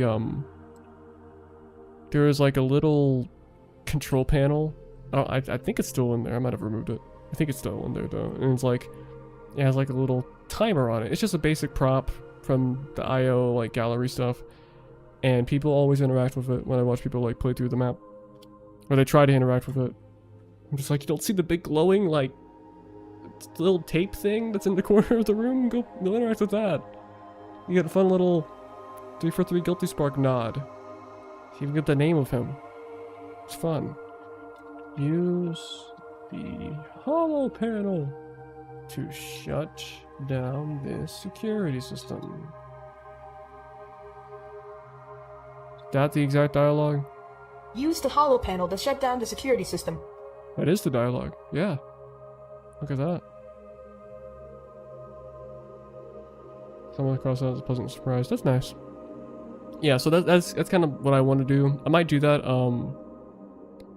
I don't know if it'll have one on launch with this mission, but I definitely will retroactively put those in there, because I'm gonna do a big overhaul of each mission with the new Master Chief model and stuff, new cinematics and whatnot. So it could be a fun little thing to put in there as well.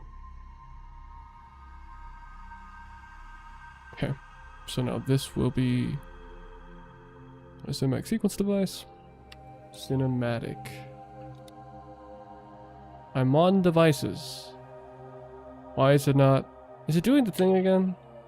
That's dinner. Cine. I think it's doing it again. That's great. That's great. I'm just gonna grab one. It will not prevent me from doing a cinematic sequence device. I love how UEFN just kind of hides devices randomly. It's like, nice job, team. You really did a good job. Love UEFN. And we'll name this... Excuse me, can I rename this? Rename this Hollow Panel. All this effort just for a single line of dialogue.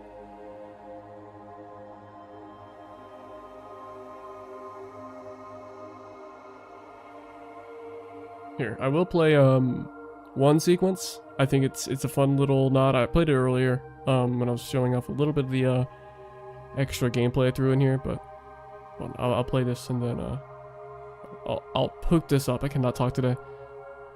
And then I'll play the solo conversation with Keys, or Visitor in this case. It'd be this one.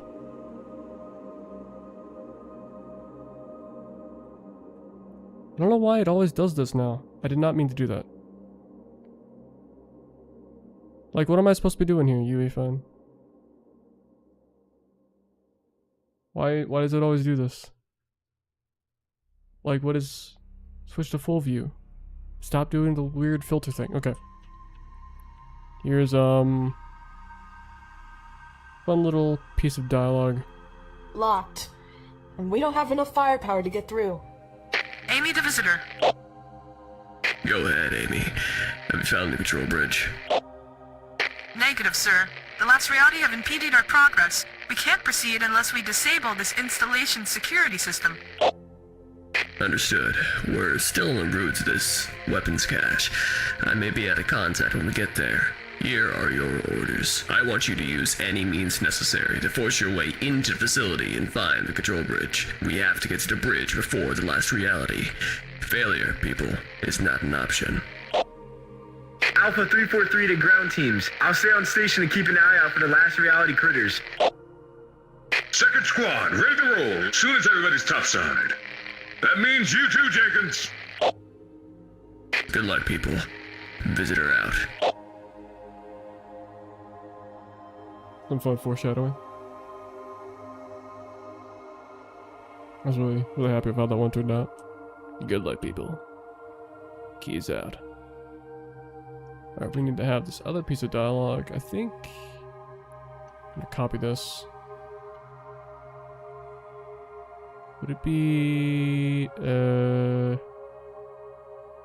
which one is it? Security override.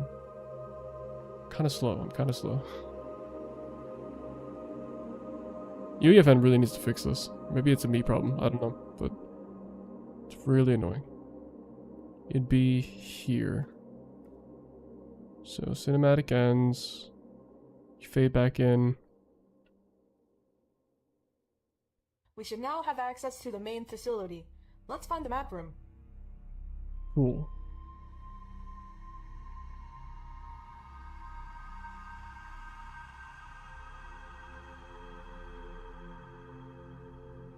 Jones?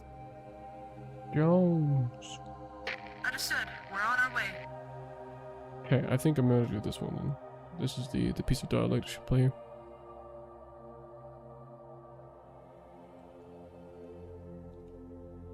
We should now have access to the main facility. Let's find the map room.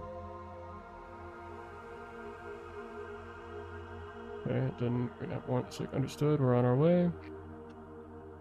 3.7, we'll put it over here. Understood. We're on our way. We'll have this as dialogue. Here, subtitles. We should now have access to the main facility. Let's find the map room. We should now... Yep.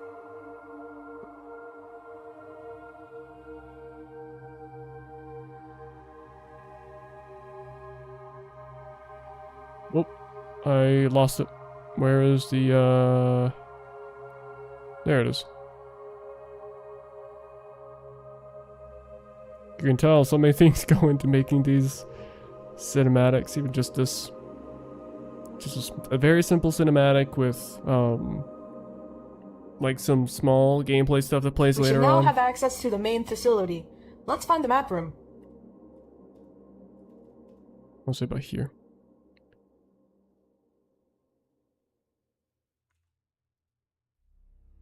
One, I think she says, understood, we're on our way. Understood. We're on our way.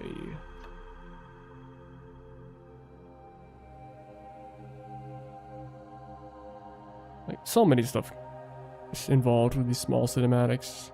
It's crazy. Game development is hard, man. Understood. Even if it's Fortnite, it's still difficult.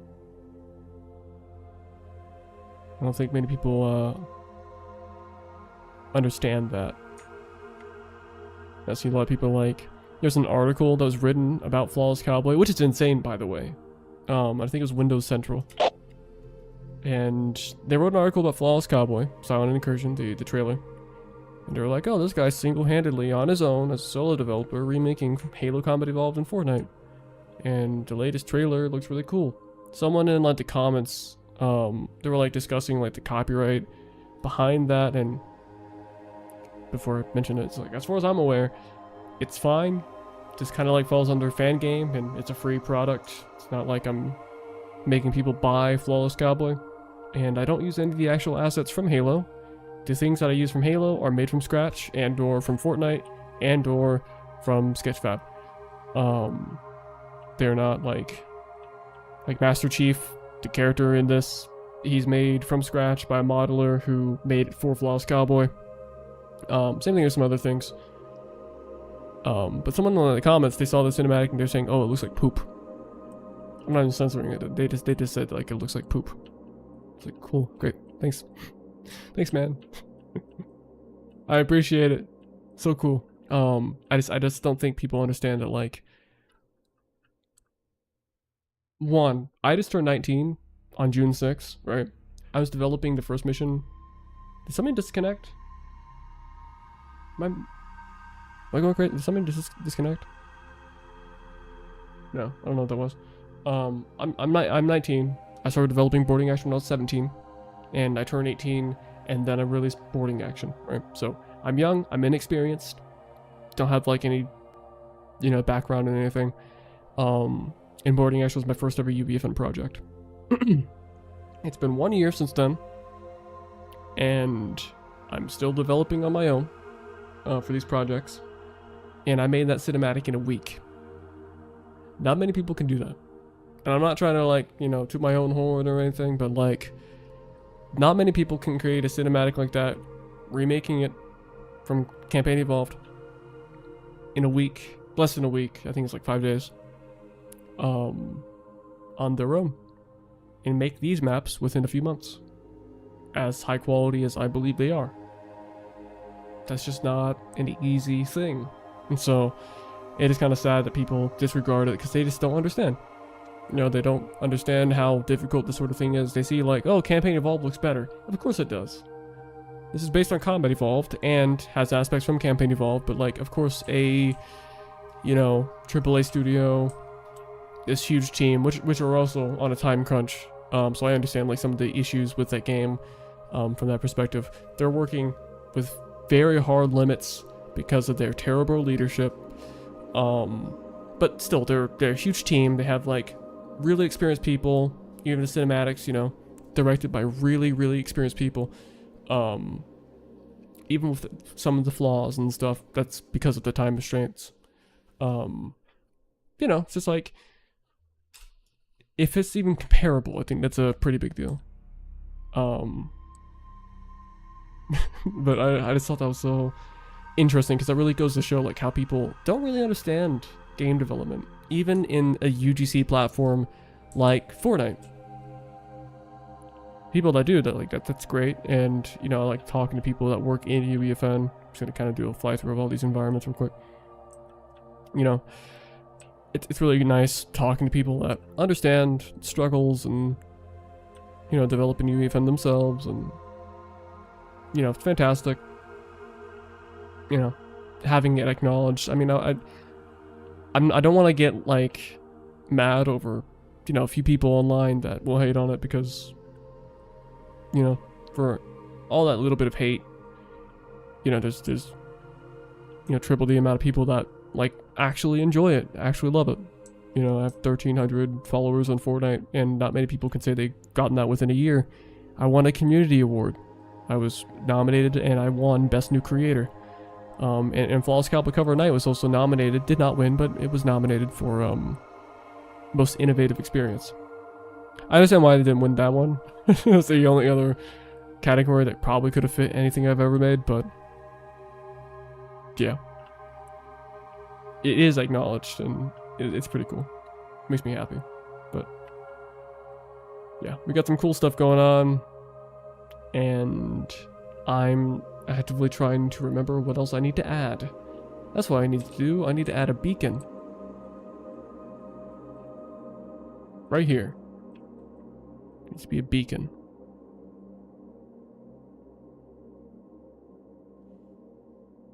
Hoping to copy some settings of previous beacons. Hold on. Which ones would it be? It'd be in Cover of Night. Cover of Night. I try to keep it consistent, so I need to copy settings that I've previously used.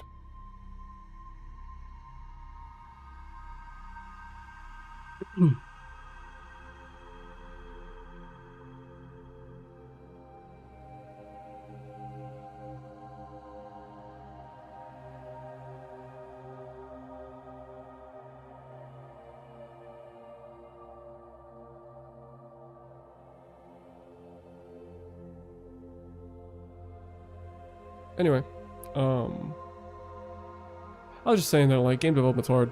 Doing this stuff's difficult. But I enjoyed either way. And it's also really cool having articles written about it. That's such a cool feeling. This all kind of shows the importance of promoting that sort of thing on social media. Even just dropping a little trailer of what I'm working on, you know, people see that and that blows up, and even like posting small clips of it to TikTok or whatever, or other like short form content, even small posts on Twitter. People that see that, they then share it and spread it around, and that makes a huge difference. Legitimately, I think this is probably like the best thing. Well, I feel like each level that I create here, you know, they're better than the last, and I think that they're the best I've made so far. And I think this one's like, I thought Cover of Night was great, and this one's even better. So, you know, I think Magpie Leon and the Big Craig said it themselves. It's like, it feels like the production value or the budget for each one, you know, goes up with each mission. Which is kind of the case, but it's mainly just because I'm learning more.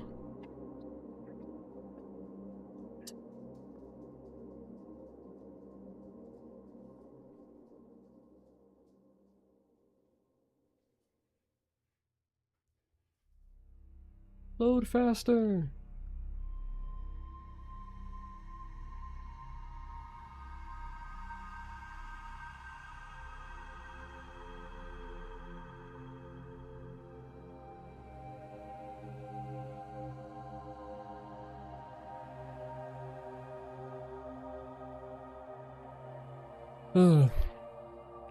Ay. Thank you. I'd hope so. I hope it's awesome. It's really fun, like having the Halo remake drop around the same time as well. You know, this is all based on Combat Evolved specifically. Like when I have the original level geometry that I base everything on as like a blueprint, and I build on top of it. I think that's generally how remakes are usually made. You know, you build on top of it, and then you reimagine it. You do it your own way. And so, to keep it like accurate to the scale and accurate to like the shapes and stuff, I like building on top of it and kind of using it as a reference. And so like the geometry is mostly based on Combat Evolved, with some like exceptions or some changes. Lighting is, for that I had to like pull up the game on my other monitor and just kind of walk through and you know, kind of replicate what I'm seeing. And so lighting is based on Combat Evolved, which I think is very important to the vibes, especially in like the Forerunner facility here. And then sequences and stuff.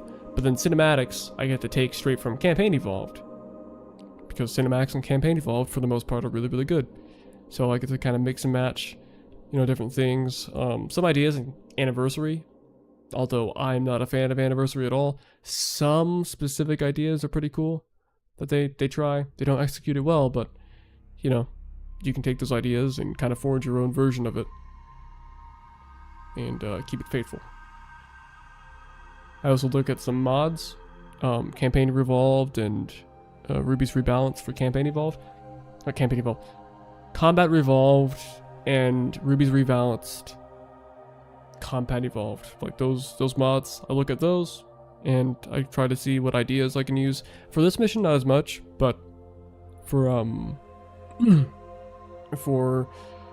Cover of Night, a lot of it's based on Ruby's Rebalanced in terms of the extra props that they add in, the extra like light indicators to kind of show the player where they're supposed to go, that sort of thing. A lot of like inspiration from that. I think a Campaign Evolved is gonna be really sick though, and I can't wait to you know, see what I can kind of pull from Combat Evolve. Not Combat Evolve. Well, I can pull from the mission and put it into Fall's Cowboy. I think that'd be really cool. This one takes forever to load. I just want to see the settings I have for the beacon so I can copy it. My idea is like, instead of having a piece of dialogue, because like the keys conversation's happening at the same time. So instead of having the dialogue play, because I can't queue it up like Combat Evolve does, where Cortana's like, oh look, there's a little place there's a path in the interior of the island, or whatever she says. We're gonna have a beacon that kind of gets placed down, and it shows the player like, okay, go here. And it's also easier because then, like at any point, as long as they drive in that general area, then they'll see the beacon, and it's like, okay, I should go there, and I'll see that there's a beacon that tells me to go to that location, so I know generally where I'm supposed to go. I noticed that people didn't really like Cover of Night having not much, I'd say, what would it be called? Like a frame of reference to see like where exactly you are in the mission. You get really lost. It's great for the first half, right? Because you see the gravity lift. If you want to see how close you are to it, you just look up. There it is, gravity lift. But for Cover of Night, it's like you're in a Covenant ship, and I took out some of the beacons and some of the dialogue that would tell you where you are. Because I didn't want to have that piece of dialogue. That's probably what helps the most, where it's like I can like detect the Captain Keyes' transponder signal. He must be close. I didn't want to put that one in there. I forgot exactly why, but something about it. Just didn't want to include that, but because of that, it's kind of difficult to tell the player exactly where they are on the mission. So when you're playing through this thing, it's kind of confusing. Although it's purposefully confusing, it's like at the same time, you do want to direct the player a bit more. And with this mission, I want to make sure I do that a bit better. I had people playtest. It was FN HQ, Fortnite Creative Headquarters HQ. They're not headquarters. I don't know why they call themselves that. But I had them playtest it. They went through for like 30 minutes and checked it out. And I'll probably have them do the same thing with Silent Incursion when it releases. I don't want to do it beforehand, but I definitely want to have them do it when it does release. Here it is. Beacon. I'm going to take a video of it with my phone, so I can see the exact settings. Alright, you'll see the exact color.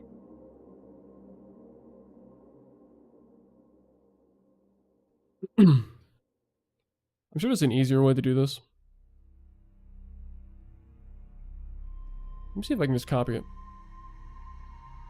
Sometimes they won't copy between islands, but we can just copy this and then put it in Mission 4, that'd be cool.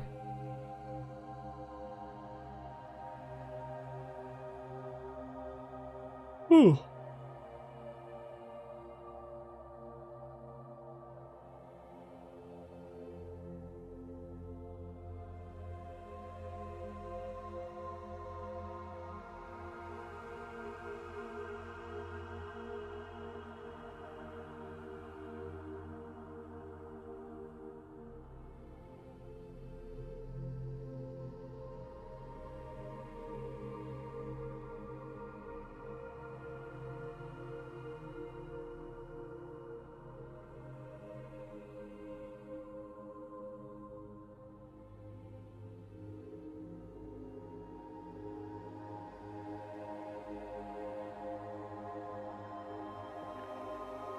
Sorry, I don't know what else to really talk about right now.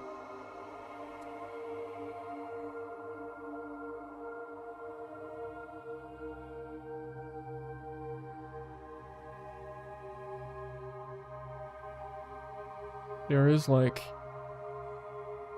There's a thing that happens in the final cutscene of this mission. And I don't want to spoil what it is. So I can't show that. Which is why I'm kind of like trying to clear out my backlog of small things I need to add in here. But it is a really cool reveal, in my opinion. And you know, it's not something that you probably will see coming. And I'm sure there's going to be like 2 people out there that won't be happy about it, but I think the majority of people are going to be like, oh, that's so cool. That's cool that you did that. But no spoilers. You'll never know until the level comes out. Oh, you can just copy it. Well, that helps. Good. Okay. You can kind of see here, I've shown this a few times on stream, but let me grab this, put it over here real quick just so I know. But yeah, this is how I develop it. Starting with Cover of Night. I did it with the Covenant ship. The terrain wasn't using this strategy, but yeah. So what I do is I take the original geometry. As you can see, that's kind of the outline of the original geometry. And I build on top of it. So I can put things exactly where they are. I can match them up exactly. Obviously, I'm not using the original assets here, right? But this is like... And some of it doesn't match up perfectly, like this goes that way instead of like fully jutting out, just so I can kind of show the player generally where it's supposed to go. It doesn't look like a dead end. Yeah, most of it's like, it's pretty accurate, especially these structures. I try to make sure the structures were decently accurate. Same thing with the interior here. The interior is very much accurate. And it also allows me to kind of build out custom shapes based on the original design here, which is kind of what I did here. I think this is all just Fortnite assets. I took some creative liberties with this, but I think it ended up pretty well. There was like maybe 4 different variations of this before I landed on this final version. But it looks good from below. Looks good from above and from the side and stuff. From over here. Yeah, just looks pretty good. I think there's probably like a screenshot on my Discord server or somewhere else where it shows the original version of this. Let me pull that up real quick. Because it'd be in here. Be in the dev updates. No.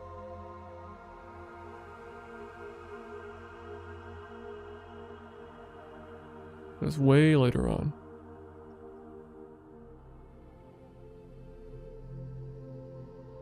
A lot of stuff showing off the, also, I thought this was really funny. So I made this teaser, for Silent Incursion. The original idea was that I was going to have the trailer showing off Genesis Live, but then they delayed Genesis Live, so I had the trailer to show on my birthday instead, which is, June 6th. And so, this was the teaser for it. And by then, we already had the Master Jones model almost done. The modeler was, like, doing, like, the final touches and stuff. But I did this with the original model, so I wouldn't... So I kind of wouldn't spoil the new model existing. I didn't want that to be out there until the trailer would show it off, or the reveal. So it's kind of like misleading, because he doesn't show up in this level. I thought it was funny. I even posted like a teaser with the new model's hand. Fun stuff. Misdirection. You talking about the little hatch here? That's before I added anything else outside of it. Is there any old screenshots? Anything here? Oh. Yeah, okay, this is the first version of the main structure. Kind of for comparison. Kind of compared the two real quick. I think that's really funny. Obviously up here, I think like these were changed. Yeah, they're different pieces now. They're very similar, but they're not the same, like basic cylinder. The angle of this was altered, the material as well, and then this was changed from like a basic cylinder to this structure. And then for a long time, also this wasn't like fully rusted, so I added that, but for a long time structure looked like this, where you had like these mech pieces with the little foot here. I thought it was really ugly. I didn't like the foot. This is just the same prop there, but that fits better. But this is just like, it's just a shoe. It's a shoe and it looks bad. So I was able to change it, so. Oh, and of course the lighting and terrain and stuff was changed too, but, you know. Cool little evolution of stuff. I'm not sure if I showed the, Can you see it here? I guess you can. You can kind of see it. So yeah, the original structure kind of looked like this. It was mainly this part that was I was kind of stuck on, and I couldn't really figure out how I wanted to make it look. Then yeah, you can kind of compare the two. So mainly this part, and I was able to refine it, make it look better, and yeah, just looks pretty good now compared to this. I think this looked bad from the side, it looked bad from above. It was not great, and now, yeah. There's some cool refinements. I mean, that's the island before I add anything else. Then, now this is generally a bit overexposed here, but this is what it looks like now. It's fun. I'm really happy that I can like show all this off and talk about it. And the stuff I can't show off, I think it's probably better that I don't. It'd be cool. Some pre-release stuff. So the screenshot was pretty nice. That's kind of all I have to really show right now. Wow, I scrolled down a lot. Okay. Yeah, I don't want to spoil too much else. So I'm gonna make this little beacon before I forget, and then I think we'll be done for today. I'm gonna place this. Whoa, that's not what I wanted to do. I'm gonna place it over here in front of the tree. Looks like there's a path to the interior of the island. Yeah. And we'll make it activate when the player enters a mutator zone. In this mutator zone, I don't need to grab it. Mutator. I don't like Fortnite, man. It just does that sometimes where it won't show you devices. Like props and devices just won't show up. So instead I have to copy one. Mutator. Path. Beacon.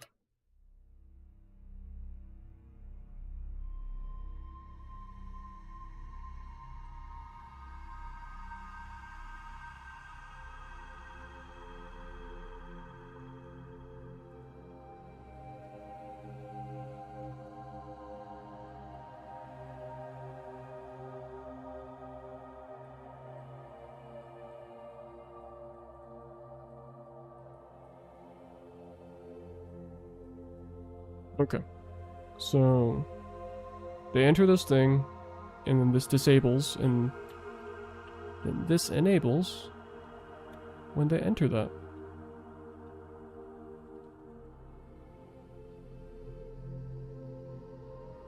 And then I assume, and then that's the beacon one. I'm gonna have it disable when they enter this. So now when the player goes in here, it'll be like, oh, looks like there's a path to the interior of the island. You gotta go in there. And then they do, and yeah. Good. Okay. That's kind of it. Kind of all I really have to do today on stream. I'll probably do some stuff outside of stream in terms of the cinematic I'm working on. But again, spoilers, I can't show what I'm doing with that. Yeah, that is the one thing. Like, I'll show off the profit thing. I was gonna keep the profit thing a secret, but I realized that every single stream I've done, the name of the project is just the word profit. So it's pretty obvious there's gonna be a profit involved. I guess it doesn't really mean that. I mean, my name for cover of night was like Ravimy, and that's the shipmaster name apparently for the Truth and Reconciliation. He does not show up in the mission. Just a code word. Landfall, the code word for that is just Ring World 1, because in Halo, that's the first mission where you're on the Ring World. Obviously, it's not a Ring World, it's the loop. So, you know, I guess the title wouldn't have mattered, but either way, I just wanted to show there's like a cool little boss fight in here, and some other nifty stuff that is not in the original game, especially in cinematics, and you'll see it when it releases. This summer, I'm aiming for late July. I want it to be not too far off from the actual release date of the remake, so I want to see in maybe a month, maybe, hopefully. On my team, they're possibly working on UI for a more faithful combat evolved look. So if, you know, maybe the UI is taking a bit longer than I think, maybe I'll delay it just for the UI changes, which would also probably mean health balancing. And then apparently, and I have not seen it working yet, because I know UI is possible, but apparently, according to them, so I haven't seen it, they've just tried to do animation stuff, but again, I don't know, I doubt it, but they're saying it could happen. We could get a melee system. A melee system could happen. And if I gotta delay this mission by a week or two for the melee system to be implemented into the team map first, it's going to be the roguelike, and then port it over to Flawless Cowboy, I might delay it for a week or two from my completion date, just to have a melee system in there. But I have no promises. The goal is, hopefully for this mission, if they can figure it out for our roguelike map on the team, hopefully I can port over the combat evolved UI, or at least like a more faithful like HUD, at least health wise, the health bar and shield. If we can get that over there, as well as the melee system. But that's generally it. I can't guarantee that's going to be in the mission. Hopefully the HUD is, but I can't guarantee the melee will be. I don't know if that's actually possible. But what will be in the mission, because they did confirm it, we're getting the Cube Splitter SMG. Meaning that we're going to get the Needler. Basically, it's kind of what the Cube Splitter SMG is on Fortnite. It's the Needler. Which is really sick. Super combines and everything. It's like, ooh. But I'll probably be in Landfall. The second that the Cube Splitter SMG is releasing, I'll probably update Landfall and Cover of Night to have the gun. But it'll also be in Silent Incursion. That's kind of all I have to really show today, though. Thank you for coming by the stream. Thank you for supporting the project, and if you want to join the Discord server, it's in the description below, the Rex Discord. I post dev updates there. It's kind of the only reason why it exists. You can, you know, use the chats and stuff. It's just, it's a dead server in that respect. It's mainly just for the dev updates channel. That's mainly what it's for. But yeah, thank you for coming by. Make sure to play Flawless Cowboy. Make sure to tell your friends. And yeah, I appreciate it. Also, thank you to everyone that voted for me for Best New Creator at the UEFN Community Awards, because now I'm award winning, meaning that I could probably get opportunities better. I don't know. But I promise this mission is going to be really cool. If you saw the gameplay earlier, pretty cool gameplay. Fun stuff going on. Need to balance it a bit better, but fun stuff. Anyway, y'all take care. Have a good one. See ya.